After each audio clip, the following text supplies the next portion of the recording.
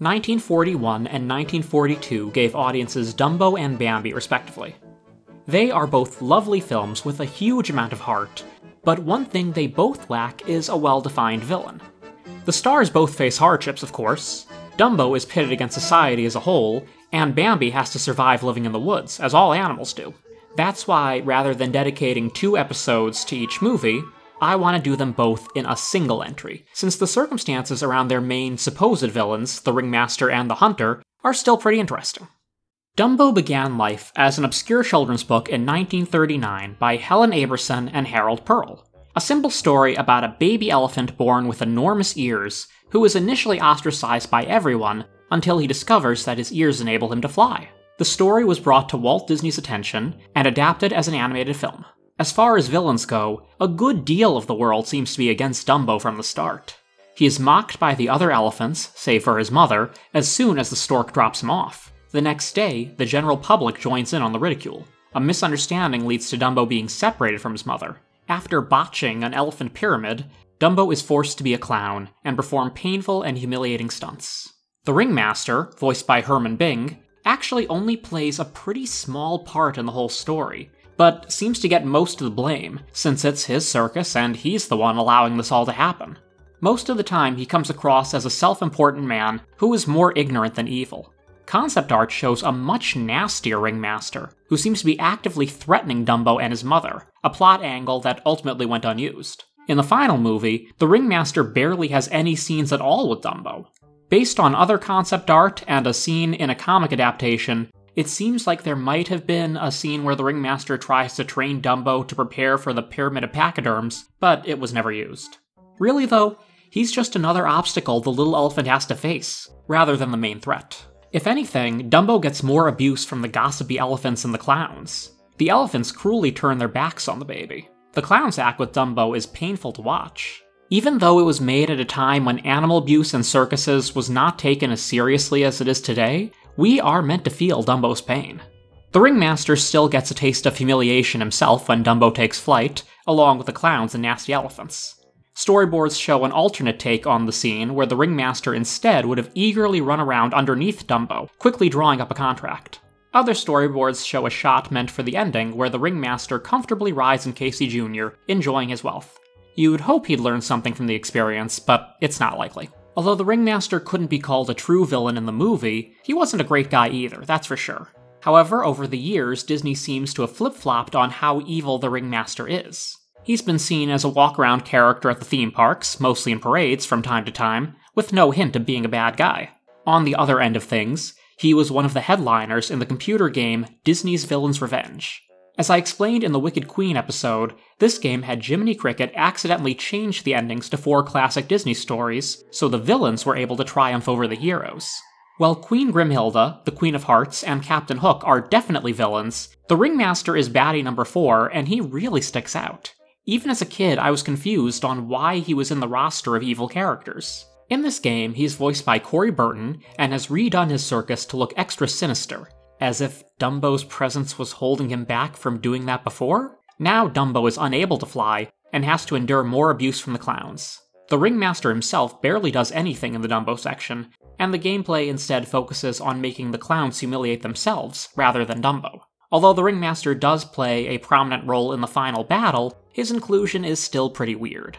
Further complicating things, I found concept art on one of the designer's websites showing an idea for a scene of Jiminy spying on the quartet of villains. However, Stromboli is the 4th villain rather than the Ringmaster. If you were to replace the clowns in the circus level with marionette puppets, you'd probably have the same general gameplay. Not only that, but Jiminy Cricket and the Blue Fairy are already prominently featured in the game, so a full Pinocchio level would have fit right in. I can only guess that either someone wanted to get another Disney movie into the mix, or an evil circus level was just too tempting to design. Apparently, in the Descendants verse, the Ringmaster is also considered a villain. In one of the Descendants novels, specifically Return to the Isle of the Lost, the Ringmaster's daughter, Hermy Bing, named after the Ringmaster's original voice actor, is among the villain's kids. The 2019 Tim Burton remake essentially split the difference. There is a good Ringmaster, Max Medici played by Danny DeVito, and an evil, exploitative amusement park owner, V.A. Vanderveer played by Michael Keaton. There was also Rufus, played by Phil Zimmerman, an abusive animal handler. I've gotten a couple comments asking about the pink elephants, but those nightmarish figures don't really do anything evil, and are merely alcoholic hallucinations of Dumbo and Timothy. In a House of Mouse episode, they did cause some mischief in Mickey's Club, but that was really about it. A direct-to-video sequel to Dumbo had been planned for the early 2000s, but it kept getting delayed and was eventually cancelled. For a while, the most information we had about this project came from a promotional trailer, which explained that the plot was about Dumbo and some other baby circus animals getting lost in the city. A story reel was somewhat recently leaked, where we got a look at what would have been the movie's villain, a tough-looking animal control officer. The 5-minute scene shows the officer stalking the animals through a candy factory, and leaving with a captured Timothy Mouse. He seems to be enjoying his work a bit too much to be considered merely an antagonist, just doing his job, but since this is the only footage that's made its way to the public, there's still a lot about this production that is unknown. Moving on to the woodland setting of Bambi, we have another character who is viewed as a villain, whether or not that label is truly appropriate. The unseen hunter, Man, has gone down in history as a traumatic figure for countless children over the years, and this is as good a time as any to analyze him. Bambi, A Life in the Woods by Felix Sultan was published in 1923. The novel chronicled the life of a deer as he grew up in the forest. Although the animals in the story were given voices, most of their behaviors and mannerisms were somewhat naturalistic, acting like real animals would. There were predators and prey, but the biggest thing to fear was the hunters who would invade the forest. This strange human monster was known to the animals as he, or him. The hunter is a complete enigma to the animals. They cannot figure out how he is able to kill from a distance, or what exactly his strange third arm is, since they do not understand rifles. His presence is alien, and anytime he's in the forest, everything feels wrong. Although the animals fear and hate him, many also believe that he is the strongest force on Earth. Everything happens because of him. Nothing can harm him. Bambi has several brushes with hunters during the story, the most famous, of course, being the winter when his mother is killed. Even when the humans do something nice, it ends up disrupting the balance of nature. In the book, Bambi has a cousin with the unfortunate name of Gobo, which of course made me think of Fraggle Rock the whole time. On the same day when Bambi loses his mother, Gobo is shot and left for dead by the fleeing animals. However, a hunter takes pity on the little fawn and nurses him back to health, letting him back into nature a few seasons later. Now Gobo is convinced that he is best friends with these hunters, having somehow earned their favor. The next time the animals are afraid of a human spotted in the forest, Gobo happily trots up to him with no fear. That, of course, is the end of Gobo, who is fatally shot. In one of the final chapters, Bambi's father shows him a dead human, who was accidentally shot by another hunter. Despite what Gobo and the others have preached, humans are not all powerful. When Disney adapted the movie, it was decided that the hunters, now called Man, would be the only antagonists. Predators still existed, but it was simply not discussed or shown. Friend Owl, for example, lives up to his name, and never seems interested in eating the many small animals around him. For the purpose of the film, the biggest thing the animals have to worry about is Man. Now, of course, there are plenty of hunters who are not bad people, and there are probably plenty of hunters who are not good people. But to animals, all hunters are bad. The Disney film was not a big hit with real-life hunters, who reportedly felt demonized by their portrayal, and that portrayal was quite distinct. We never actually see Man. They went through several ideas on how to handle Man in the film's production, with some concept art showing him as an approaching shadow. Eventually, it was decided to never show Man at all, which of course makes him all the scarier. It also makes a decent amount of sense, since most animals who get close enough to see a hunter might not be around much longer. Not showing Man was a great choice story-wise. Rather than humanize the character, literally in this case, he remains an unknown threat. Although we all know what a hunter looks like, not being able to see him, and instead experiencing things from the animal's point of view, makes us forget that this is just a human we're talking about. It makes Man seem like something else entirely. Man invades the forest 3 times in the movie. First, he hunts near a meadow full of deer, who are all able to escape in time. Next, in one of the most well-known scenes in Disney history, he kills Bambi's mother in the winter. This moment, representing the loss of Bambi's youth and innocence, has traumatized many generations now. A version was storyboarded where we see Bambi's mother fall, but it was ultimately decided that, like Man himself, the scene was more powerful if left off screen. Finally, a group of men set up camp on a hunting trip.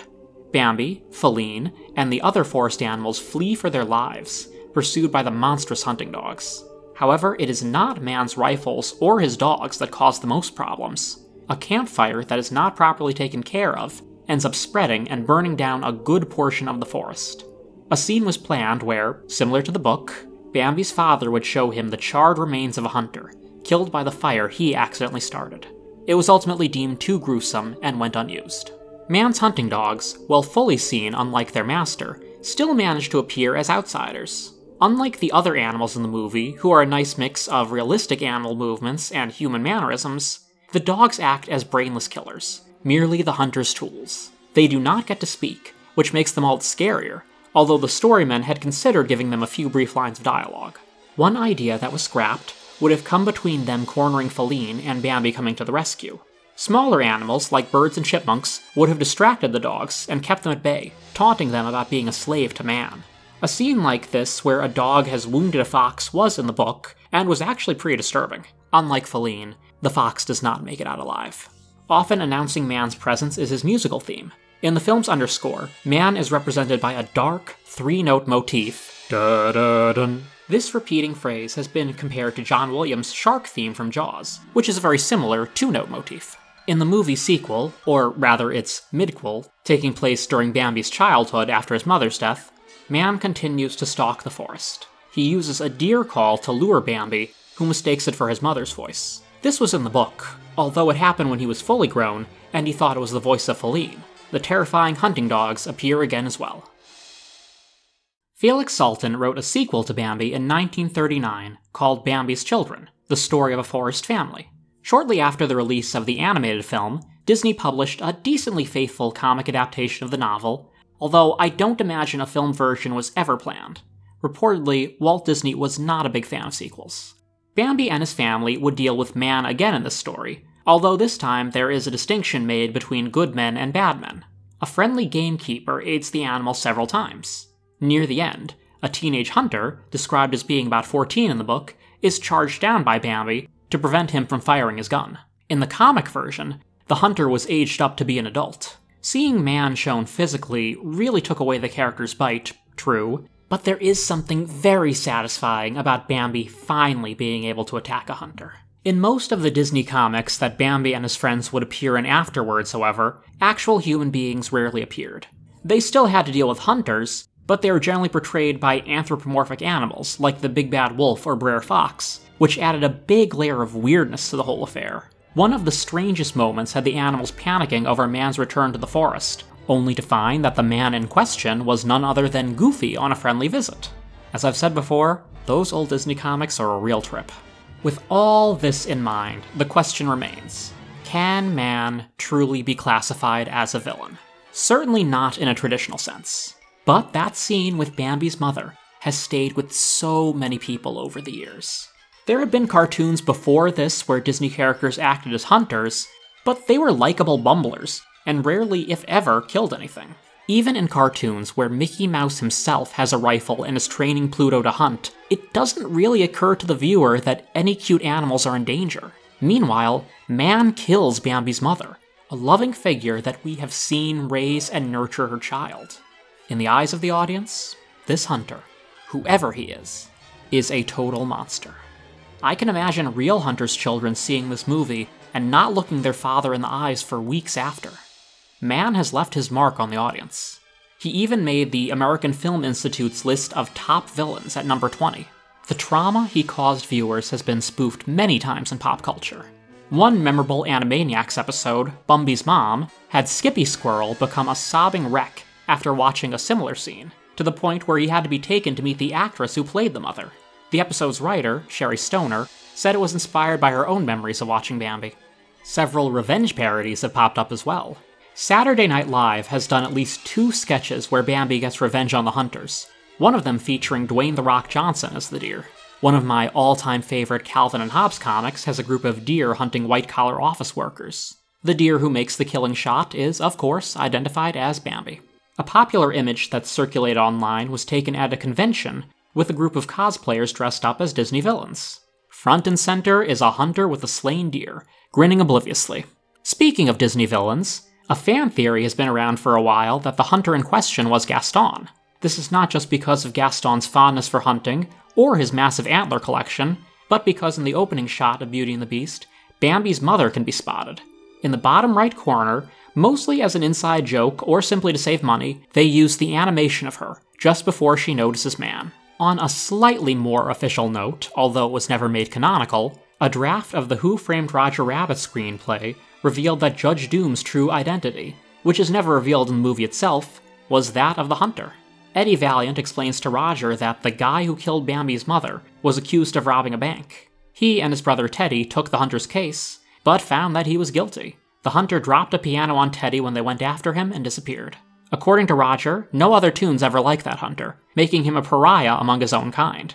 It at least explains why Doom is so eager to exterminate his animated brethren. There was something wrong with him from the start. On a final note for man, when Walt Disney was in a bad mood, his staff would warn each other to stay out of the boss's way by whispering, "Man is in the forest." As far as other Bambi villains go, there really aren't any big ones, although I should probably make mention of Bambi's rival, Rano. In the book, there are two older bucks, Rano and Carus, who young Bambi admires. Rano, in particular, seems like a thoughtful character who even survived getting shot by man, causing him to now walk with a limp.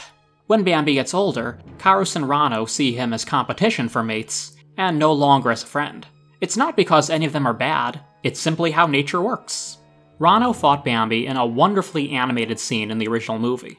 He never speaks, and is drawn looking noticeably meaner and more aggressive than Bambi, to signify to the audience that Rano is not the one we're rooting for. In Bambi 2, Rano appears as a child, and is voiced for the first time by Anthony Ganem. He has a more fleshed out personality here, and is a nasty little bully to Bambi and his friends. His personality seems to be based on a character from Bambi's Children, a deer named Boso, who was jealous of Bambi's son, and would constantly try to goad him into fighting. As unpleasant as young Rano was, he's not really a villain to me, just a little jerk who is destined to never live up to Bambi. That wraps up another entry in this retrospective. After Bambi, there was a lull in villains for a bit, as the country dealt with the very real enemy of the Axis in World War II. Disney's next two films, Saludos Amigos and The Three Caballeros, did not feature any villains, and barely had any actual conflict for the most part. Make Mine Music was next, a compilation of shorter films made on a budget. The Wolf from the Peter and the Wolf segment is a great piece of animation, but not really a villain to me. The only other contender is Professor Teddy Tatty, voiced by Nelson Eddy, an opera manager who hears a mysterious voice at sea coming from a whale. He thinks a man is trapped in the whale and wants to save him, not realizing that it's the whale himself who's doing the singing. Although Teddy Tatty is the antagonist and leads to a major tearjerker of an ending, he's not doing anything evil, he's just very misguided in his actions. Just another person in these modern times where people aren't used to miracles. With all that in mind, when we pick up next time, we'll be looking at Brer Fox and Brer Bear from Song of the South.